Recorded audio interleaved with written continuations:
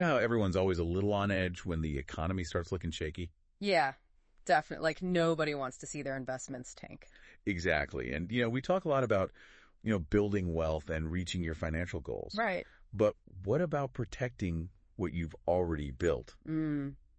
Very important. Especially during those, inevitable economic downturns. Absolutely. And you've actually sent over some really fascinating research on navigating investments specifically during these, uncertain times. Yeah. So I figured let's dive into that. Yeah, let's do it.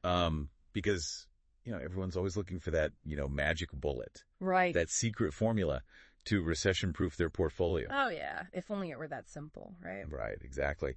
But, yeah, I think there are some smart strategies we can uncover here. Definitely. So first things first, right? Let's just acknowledge the elephant in the room. Okay. Downturns are scary. They are. They're unsettling, no doubt about it. Yeah, but here's the thing. They're also a natural part of the economic cycle. 100%. It's like, we can't have these periods of growth and expansion without some pullback and some correction along the way. Yeah. It's like, the market breathes in and out. It does, exactly. Like almost like seasons. You have your spring and summer, and then you've got, the fall and winter. Exactly. And, we don't freak out when the leaves start changing color, right? Right. We know it's coming. It's part of the natural cycle. Exactly. We bundle up. We get our warm coats ready. Right. And we kind of embrace it. And it's the same thing with the economy. Okay, so that's a good point. I like that analogy. Yeah. It's about, being prepared, not panicking. Yes, absolutely. Because the worst thing you can do is make those impulsive emotional decisions. Oh, yeah. When the market starts to dip, right? Oh, totally. Like panic selling all your investments. Exactly. Because what happens then is you lock in your losses. You're selling low and you're basically letting fear dictate your financial future. And nobody wants to do that. No, nobody wants to do that. So if we're not supposed to panic and sell everything, okay, what are we supposed to do? What's the alternative? Well, it's interesting because a downturn actually can create some unique opportunities. Oh, really? Yeah, think about it. Okay. When prices drop, suddenly assets that might have been out of reach become much more affordable. Okay, so it's like a sale. It is. It's like a massive sale on the stock market, right? Okay, but I gotta be careful because I know when I see a sale, I tend to go a little overboard. I hear you there, but that's where strategy comes in. Okay, so what kind of strategies are we talking about here? Well, one of the most fundamental and I would say crucial strategies, especially during a downturn, is diversification. Okay, don't put all your eggs in one basket. I've heard that one. Exactly. And it's not just a cliche. It's a tried and true principle for a reason. Because when you spread your investments across different asset classes, stocks, bonds, real estate commodities, you're essentially hedging your bets. Okay. So if one sector takes a hit, others might remain stable or even rise. So it's kind of like, if you're a farmer and you plant different types of crops.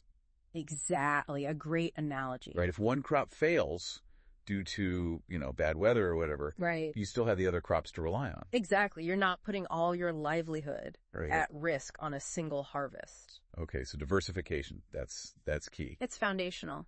Okay, cool. Now, are there any other strategies that are particularly well suited for, navigating these downturns? Yeah, definitely. And one that I think is particularly powerful is value investing. Okay, value investing. So what is that? So it's essentially about looking beyond the current market downturn. Okay. And identifying companies with strong fundamentals that are temporarily undervalued by the market. Okay, so their stock price might be down. Right. But their long-term potential is still there. Exactly. They're like those hidden gems that everyone else is overlooking in the panic.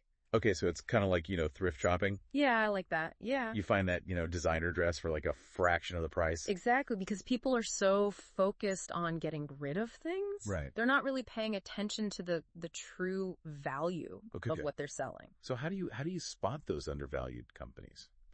Well, it requires some research and analysis, right? You're looking at things like their financial statements, their earnings, their management team, their competitive advantage. So it's not just about picking a stock that's gone down in price. No, it's about understanding why it's gone down in price. Okay.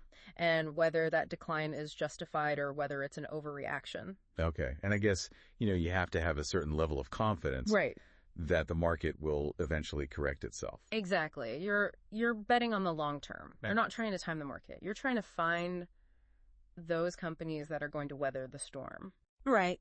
And come out stronger on the other side. Okay, so you're playing the long game. You are. Absolutely. That makes sense. And do you have any, like, examples of, companies that have done well using this approach? Yeah, well, a classic example is what happened during the dot-com bubble burst. Okay. Yeah, early 2000s, right? Exactly. A lot of tech companies saw their stock prices plummet. Right. But, those who recognize the underlying value of companies like Amazon right. and held on or even bought more, yeah, they saw incredible returns when the market recovered.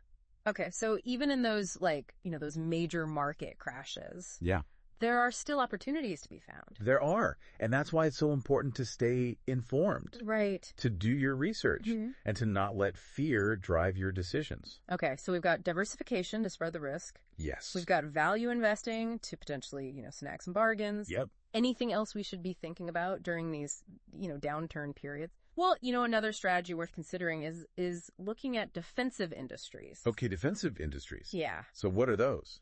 These are sectors that provide essential goods and services. Okay. Things that people need regardless of the economic climate. Okay, so things that we're going to buy no matter what. Yes. Even if things are tight. Exactly, because we've got to eat. Right. We've got to brush our teeth. Keep the lights on. Exactly. So these sectors, they tend to weather downturns better because demand remains relatively stable. Okay, so what kind of industries are we talking about here? So you're looking at things like consumer staples. Okay. Healthcare utilities, things of that nature. Okay, so like the boring but essential stuff. Yeah, they might not be as exciting as, the high growth tech stocks. Right. But they offer a sense of stability and potentially even modest growth. Okay. During a downturn. So it sounds like, a balanced approach is really key here. Absolutely. Diversifying across asset classes, exploring those undervalued opportunities with value investing, and then adding some stability. Yeah. With defensive industries. Exactly. Okay. I like it. And, you're right. It's so important to remember that downturns are normal. They are. It's part of the cycle. Yeah. And, instead of freaking out, we can actually use them as opportunities to, reassess our portfolios. Absolutely. Make some strategic moves. And potentially even come out ahead. Yeah. It's like that saying, be fearful when others are greedy. And greedy when others are fearful. Exactly. You don't want to be driven by fear, but by a, well thought out plan. Exactly. So much good stuff here. I feel like we could talk about this all day. Yeah, it's a fascinating topic. But I'm curious, for you listening, what are your takeaways from all this? What will you do differently the next time the economy takes a dip? And, we've talked about some general strategies here. Yeah. But how would your personal approach right. change based on the specific nature of a downturn? Right. Is it inflation? Is it a credit crunch? Lots to think about. Lots to think about. Yeah, there's always more to learn. Always more to learn. Thanks for diving deep with us today. My pleasure. This was great. Yeah, it was fun. We'll have to do it again soon. Definitely looking forward to it. All right. Until next time. Take care. Bye.